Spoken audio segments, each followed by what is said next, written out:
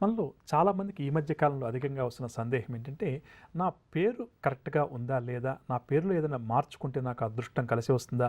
నా పేరు సరిగ్గా లేకపోవడం వల్ల నేను ఎక్కువగా జీవితంలో విజయాలు సాధించలేకపోయానా? అని చెప్పేసి చాలామంది 20 ఏళ్ల వాళ్ళు, 30 ఏళ్ల వయసు వాళ్ళు, 40 ఏళ్ల వయసు వాళ్ళు కూడా ఈ విధంగా మా దగ్గరికి వచ్చినప్పుడు అధికంగా కూడా ప్రశ్నించడం జరుగుతుందని చెప్పవచ్చు. ఎందుకంటే ఈ మధ్య కాలంలో ప్రేక్షకులకు సంఖ్యాశాస్త్రం, జ్యోతిష్ శాస్త్రం, వాస్తుశాస్త్రాల యొక్క అవగాహన బాగా పెరగడం వల్ల ప్రతి ఒక్కరూ కూడా ఏంటంటే తమ పేరు కూడా అదృష్టానికి దగ్గరగా ఉండేలా మార్చుకుంటే మంచి ఫలితాలు సాధించవచ్చు. ఒకవేళ పేరు అదృష్టానికి దూరంగా ఉంటే అంటే మన పేరు మనకు అదృష్టాన్ని కలిగించకపోతే కూడా మనకు అపజయాల శాతం అధికంగా ఉంటుంది అని చెప్పి విశ్వసించడం వల్ల ఏంటంటే పేరు మార్పు కోసం చాలామంది కూడా సంప్రదిస్తున్నారని చెప్పవచ్చు. ఇక్కడ ప్రధానంగా చెప్పాలంటే జ్యోతిష్శాస్త్ర రీత్యా తీసుకున్నప్పుడు ఒక వ్యక్తి జన్మించిన సమయంలో ఆ రోజు జన్మ నక్షత్రం ఏముంది అన్నదాన్ని బట్టి ఆ జన్మ నక్షత్రానికి సంబంధించినటువంటి పేరులో మొదటి అక్షరం ఏది రావాలి అన్నదాన్ని నిర్ధారణ చేసి అంటే ఆ రోజు మన నక్షత్రాన్ని బట్టి మన పేరులోని మొదటి అక్షరం దేంతో ప్రారంభం అవ్వాలి అని చెప్పి ఆ విధంగా పేరు పెట్టడం పూర్వకాలం నుంచి వస్తున్నటువంటి ఒక సత్సంప్రదాయంగా చెప్పవచ్చు. అదేవిధంగా జన్మ నక్షత్రాన్ని అనుసరించి పేరు పెట్టలేని సందర్భాలు కొన్ని ఉంటాయి. అంటే కొన్ని అక్షరాలతోటి పేర్లు మనము ప్రారంభం చేయలేము, కొన్ని అక్షరాలతోటి పేర్లు ఉండవని చెప్పవచ్చు. అటువంటిప్పుడు ఏంటంటే ఆ జన్మించిన మాసాన్ని బట్టి కూడా పేర్లు పెట్టడం లేదా జన్మ నక్షత్రానికి సంబంధించిన పేర్లు కూడా పెట్టడం కూడా మనం చూడవచ్చు. ఉదాహరణకు ఒక అమ్మాయి స్వాతి నక్షత్రంలో జన్మించింది అనుకోండి, ఆ అమ్మాయికి స్వాతిని పెట్టడం, రోహిణి నక్షత్రంలో జన్మిస్తే రోహిణి అని చెప్పి పేరు పెట్టడం.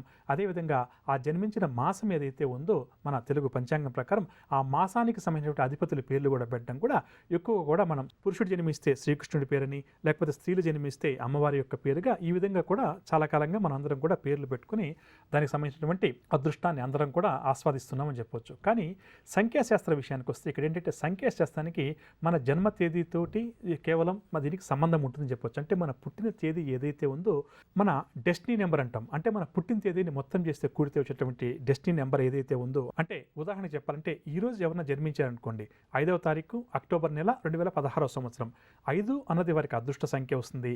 డెస్టినీ నెంబర్ ఏంటంటే 5వ తారీఖు అక్టోబర్ నెల అంటే 10 మరియు 2016 ఈ మొత్తాన్ని కూడినప్పుడు డెస్టినీ నెంబర్ రావడం జరుగుతుంది.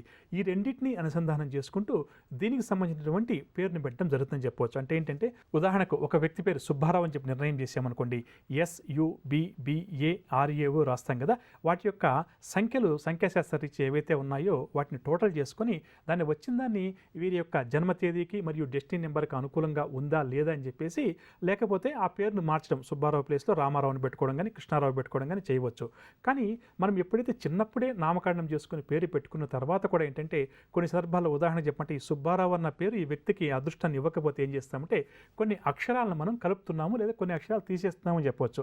అంటే సుబ్బారావు అని రాయాలనుకోండి SUBBARAO అని రాయడం కానీ ఈ విధంగా కొంతవరకు సంఖ్యాశాస్త్ర నిపుణులు ఏం చేస్తారంటే అందులో పేరులో మార్పులు చిరుపులు తీసుకొచ్చి ఆ వ్యక్తికి అదృష్ట సంఖ్య ఏదైతే ఉందో దాంట్లోకి పేరుని తీసుకుని వస్తుందన్నమాట. అమ్మా, అలాంటి వాళ్ళది నిజమైన ప్రేమ కాదు, అది వ్యామోహం. ఎగ్జాక్ట్లీ చిన్నత్త, నిజంగా ప్రేమించుకున్న వాళ్ళు అలా చేయరు. ఎంత మనసు విరిగిపోతే కన్న కూతుర్ని పట్టుకొని మా దృష్టిలో చచ్చిపోయా ఉంటుందా తల్లి? అది సరే అమ్మా, తన కూతురుతో తన మాట అనేటప్పుడు ఆమె మాటల్లో వ్యథ, కళ్ళల్లో బాధ గమనించావమ్మా?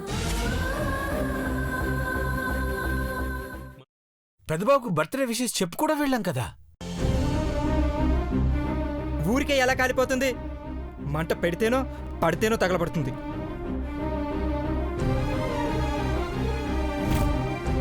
కరెక్ట్ చిన్నబాబు, నీకొచ్చినట్టే నాకు డౌట్ వచ్చింది. పార్వతే షర్టును తగలబెట్టిందనుకుంటా.